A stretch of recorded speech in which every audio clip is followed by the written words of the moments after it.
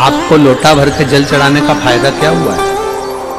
अब सुनना, पूरे भारत के लोग और पूरे देश विदेश में बैठे हुए जितने भक्त इस आस्था चैनल के माध्यम से कथा सुन रहे हैं, महाराज भगवान का एक नाम है भिक्षु, और भिक्षु वर अवतार की कथा कल चल रही थी। भगवान शंकर जब सत्यारथ के मर जाने के बाद उसकी धर्म पत्नी गर्भ से थी, और वो धर्म पत्नी भी बच्चे को जन्म देकर घाट पर छोड़कर जब पानी पीने के लिए गई तो घड़ियाल ने, मगर ने उसको पकड़ लिया और वो धर्म पत्नी भी मर गई। पार्वती जी के मन में संशय आ गया था, पार्वती जी के मन में संशय प्रकट हो गया था कि ये शंकर भगवान की उपासना करता है, ये शिव का भजन करता है। राजा सत्यारथ शंकर भगवान को जल चढ़ाता है, राजा सत्यारथ भगवान शंकर की आराधना करता है, शिव की आराधना करता है। उसके बाद भी इसके प्राण छूट गए। इसकी धर्म पत्नी वो भी भगवत भजन में डूबी रहती है, उसके प्राण छूट गए। इसकी राज सत्ता चली गई, उसका वैभव चले गया, उसका बच्चा नदी के घाट पर पड़ा हुआ है। शिवजी के सामने प्रश्न का अंबार था, भगवान शंकर के सामने ढेर प्रश्न थे।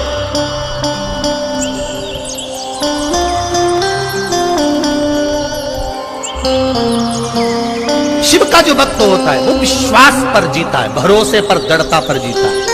दुनिया कुछ भी कहे, वो अपनी भरोसा, अपनी दृढ़ता शंकर के चरणों में रखता है।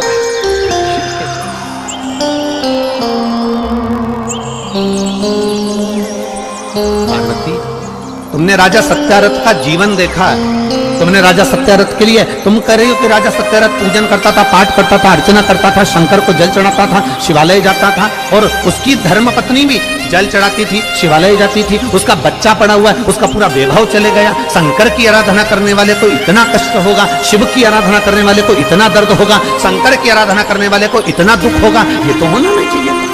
ये दुख कैसे आया?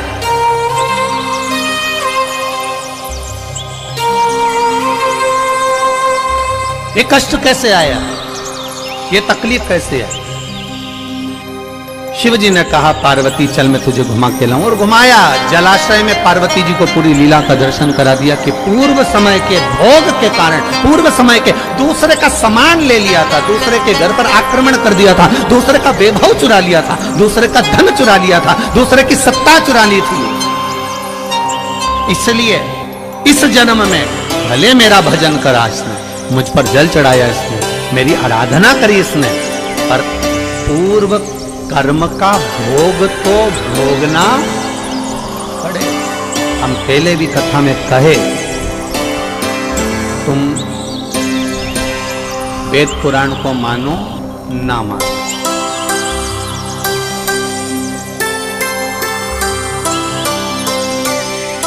तुम धर्म शास्त्र को मानो ना मानो, तुम अपने बड़ों को मानो ना मानो, तुम अपने गुरु को मानो ना मानो, पर इतना जरूर मानकर चलना कि कर्म का भोग तो परमात्मा को भी भोगना पड़ा, तो अपन तो मनुष्य हैं, भोगना पड़ता ही पड़ेगा। कोई तुमसे कह दे मेरे पास आकर बेटिया मैं दुख नहीं आने दूंगा, कोई तुमसे आकर कह दे कि मेरे पास आकर बेटिया मैं ऐसा काम कर दूंगा कि तुम्हारे जीवन में दुख नहीं आएगा, तकलीफ नहीं आएगी, कष्ट नहीं आएगा, तो समझ लेना कि ये बेवकूफ बना। दुख आएगा, कष्ट आएगा, रोग आएगा, बीमारी आएगी, तकलीफ आएगी, क्योंकि पूर्व के कष्ट का, पूर्व के कर्मों का भोग हमको भोगना, पूर्व के कर्मों का भोग हमको भोगना। वो कौन भोगेगा? तुम्हारी कमाई के हिस्सेदार होते हैं तुम्हारी पत्नी, तुम्हारे घर के माता पिता, तुम्हारे भाई बंधु और तुम्हारे बच्चे तुम्हारी कमाई के हिस्सेदार होंगे। पर एक बात अपनी जिंदगी में उतार कर रखना, तुम्हारे कर्म के हिस्सेदार नहीं होंगे कि तूने कमाया कैसा था। तुम्हारी कमाई के हिस्सेदार तुम्हारी पत्नी भी होगी, तुम्हारे बच्चे भी होंगे, बेटा भी होगा, बेटी भी होगी, माता भी होगी, पिता भी होंगे, भाई भी होंगे, बंधु भी होंगे, बहनें भी होंगी, उनके सारे रिश्तेदार होंगे, तुम्हारी कमाई के हिस्सेदार होंगे, और तुम्हारे कर्म के हिस्सेदार नहीं हो सकते। कर्म का भोग तो तुझे अकेले ही भोगना है। तब वो परमात्मा भी कहेगा कि तेरा क्या होगा रे कालिया, फिर वो भी कहेगा कि होगा क्या,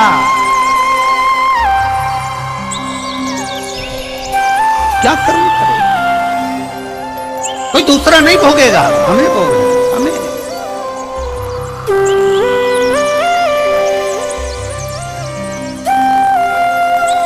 महाराज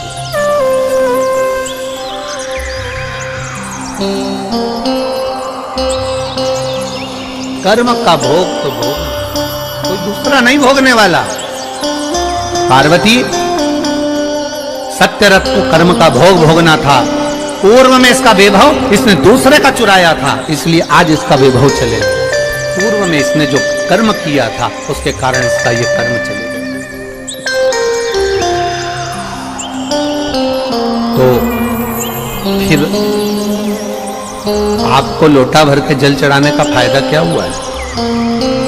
अब सुनना, पूरे भारत के लोग और पूरे देश विदेश में बैठे हुए जितने भक्त इस आस्था चैनल के माध्यम से कथा सुन रहे हैं, अब सुनिए। ये कथा में भिक्षुवर अवतार भगवान शंकर का हुआ है 14वें नंबर का। उस कथा को ध्यान से सुनना। 19 अवतार में से एक अवतार है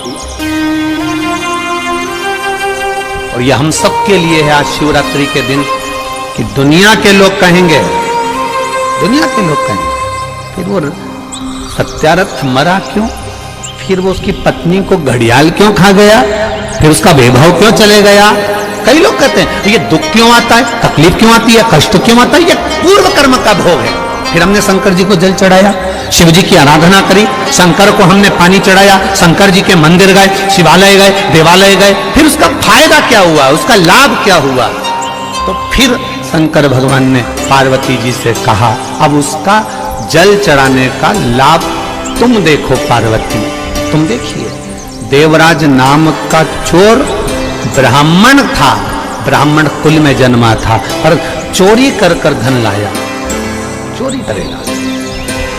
भगवान ने जितना बड़ा पेट दिया है ना, एक बीता का दिया तो एक बीता का, दो बीता का दिया तो दो बीता का, जितना बड़ा पेट दिया है भगवान ने उसको पेट भरने के, पेट दिया तो पेट भरने के लिए भगवान ने उसको भोजन भी दिया। ये पेट भरने की जवाबदारी तो मेरे भोलेनाथ की है, पर पेटी भरने की जवाबदारी मेरे भोलेनाथ की नहीं है।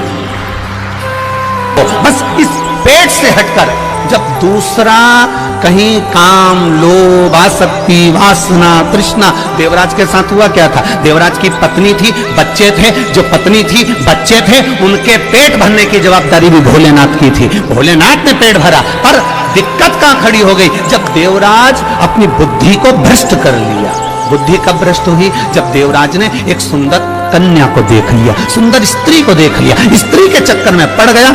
स्त्री ने कहा मुझे सुंदर सोने का हार ला कर दो, उसने हार ला कर दिया। मुझे सुंदर ये सामान ला कर दो, उसने ला कर दिया। अब उसके पास जितना धन था उसने खर्च कर दिया, अब कहां से लाएगा? तो उसने फिर चोरी करना प्रारंभ करा। जब अति होने लगती है, जब किसी चीज की जरूरत ज्यादा पड़ने लगती है, तब वो चोरी करना प्रारंभ कर। जल चढ़ाने का फल क्या है? शिव जी ने कहा देवराज की कथा याद रखो, शंकर जी के मंदिर में चोरी कर धन लेकर गया, वापिस लौट कर आया, आने के बाद बेलपत्री के वृक्ष के नीचे बैठा था और स्वास्थ्य खराब हुआ, शरीर में ताप पड़ा, बीमारी हो गई, रोग हो गया, मर गया। मरा, शंकर जी ने उसके लिए नंदी लगाया, नंदी पर बैठकर वो कैलाश धाम गया। तो इसने तो पाप करा था, इसने तो चोरी करी थी, इसने तो ये चोरी का धन लाया था, और इसने तो कभी शंकर का गुणगान नहीं करा। फिर मरकर इसको कैलाश धाम कैसे मिल गया? तो देवराज ने भी ये प्रश्न किया। तो भगवान शंकर नंदी पकड़कर जब चल रहे थे तो नंदी जी बोल दिए, सुन देवराज, ये तेरा पुण्य नहीं है, ये तेरा पुण्य नहीं है देवराज, जो तुझे मिल रहा है कैलाश धाम, ये पुण्य है तेरी बूढ़ी माँ का, जो रोज शंकर के मंदिर जाती थी, लोटा भर के जल चढ़ाती थी, उसका पुण्य बेटे के हिस्से में आ गया। मत्स्यगत क्यों चला गया? उसकी पत्नी क्यों चली गई? शंकर भगवान ने कहा यह कर्म का भोग था, कर्म का भोग, कर्म का भोग था। महाराज फिर लोटा भर जल चढ़ाने का फल क्या मिला इस सत्यरथ को? अब शिव जी ने कहा, सुन पार्वती, लोटा भर के जल चढ़ाने का फल क्या मिला? उसका फल ये है, अगर ये नारी गर्भ से होती, पानी पीने जाती और घड़ियाल इसको मार देता तो इसके घर में दिया जलाने वाला भी नहीं बचता, इसका पूरा वंश मिट जाता। इसके बच्चे का जन्म पहले करवाया, बच्चे का जन्म पहले करवाकर घाट पर सुलवाया। पानी पीने ये अकेली गई, इसको मगर ने पकड़ लिया, इसके बच्चे को संभाल कर रखा, क्योंकि इसने जो जल चढ़ाया था उस जल का फल ये मिलेगा कि इसके बच्चे को वापस वही वैभव फिर प्राप्त होगा। थोड़ा धैर्य रखना पड़ेगा, थोड़ा धीरज रखना पड़ेगा, थोड़ी सहनशीलता रखना पड़ेगी, थोड़ी आनंदता रखना पड़ेगी, थोड़ी सहजता रखना पड़ेगी। क्या देगा वो उसके ऊपर। आपका चढ़ाया हुआ एक लोटा जल क्या फल देता है, आपका चढ़ाया हुआ एक लोटा जल आपको क्या प्रदान करता है, ये आपको मालूम पड़ेगा कि आपने जो लोटा भर के जल चढ़ाया था उसका फल क्या मिला है, उसका आनंद क्या मिला है, उसका सुख क्या मिला है। शिव की कथा करें।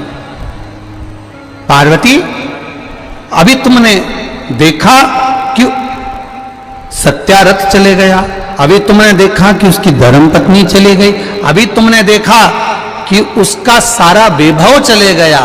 अब तुम पूछ रही हो कि शंकर भगवान को जल चढ़ाने का फल क्या है। अब मैं वो फल का दर्शन तुम्हें करा रहा हूं। और पार्वती, अब तुम रुको। इतने में माता पार्वती के सामने भगवान शंकर ने एक भिक्षुक का रूप धारण कर लिया, एक भिखारी का, एक भिक्षुक का रूप धारण करा। और भिक्षुक बनकर मेरा देव अधिदेव महादेव, भिक्षुक बनकर मेरा शंकर, भिक्षुक बनकर मेरा देव अधिदेव महादेव उस नदी के घाट पर पहुंच गए जहां पर राजा की धर्म पत्नी ने अपने बच्चे को जन्म दिया था। उस घाट पर पहुंचे। अब देखिएगा जरा एक लोटा जल का महत्व। इसलिए कहते हैं सारी समस्या का हल, सारी समस्या का हल एक लोटा जल का महत्व। देखिए, धर्म पत्नी ने बच्चे को जन्म दिया था, उस बच्चे को भगवान शंकर भिक्षुक बनकर, एक भिखारी का, एक भिक्षुक का रूप धारण कर कर उस बच्चे को गोदी में उठा लिए। एक नारी दूसरे घाट पर कपड़े धो रही थी, शिवजी उस बच्चे को लेकर उस नारी के पास पहुंच गए। अब एक लोटे जल का महत्व देख लीजिए।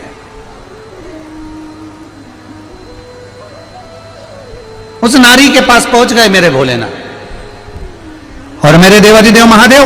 जब उस नारी के पास में पहुंचे, मेरे देवाधिदेव महादेव ने आवाज लगाकर कहा, माता माता माता। इतने में कपड़े धो रही उस नारी, कपड़े धो रही उस नारी ने जैसे ही आवाज सुनी, वस्त्र का जल धोते ही नदी के अंदर जो कपड़ा था उसने देखा, देखते से ही वो जल मेरे महादेव के ऊपर जाकर पड़ गया। हे शिव, ये आपकी कृपा है। अब जल कौन सा पड़ा भोलेनाथ जी पे? जल कौन सा पड़ा था? जो कपड़े धो रही थी वो बूढ़ी मां, और शिवजी बनकर गए भिक्षुवर, भिक्षा मांगने वाले, एक भिक्षुक बनकर एक भिखारी का रूप धर कर गए हैं मेरे भोलेनाथ, और जाकर खड़े हुए। अब देखिए जरा, बड़ा विचित्र बात है। शिवजी जाकर खड़े हुए, मां मां मां। शंकर जी ने आवाज लगाया। जैसे ही शिव जी ने आवाज लगाया, बूढ़ी मां ने जो पलटा, कपड़े का छींटा का पानी देवाधिदेव महादेव पर चला गया। कपड़े के छींटे का पानी महादेव पर गया।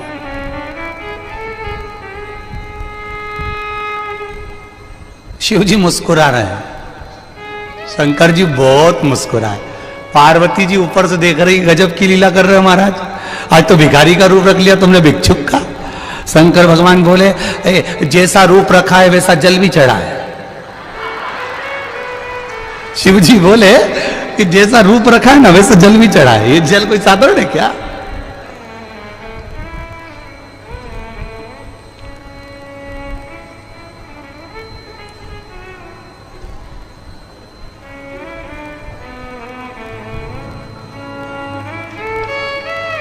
आशीष से किसी ने कहा कल कि गुरुजी कथा कहते हैं, हमारे पास में जो पड़ोसन बैठती है वो बड़े ध्यान से सुनती और ऐसी खो जाती होती है। तो आशीष ने पूछ लिया, 1 2 3 4 5, जैसे ये लाइन से ऐसे 5 खंबे हैं, ऐसे पीछे से 5वें छठे खंबे की बात होगी, ठीक है।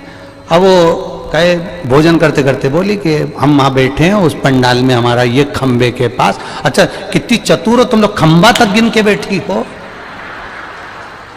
ये तुम्हारी विद्वत्ता है, बहुत बढ़िया।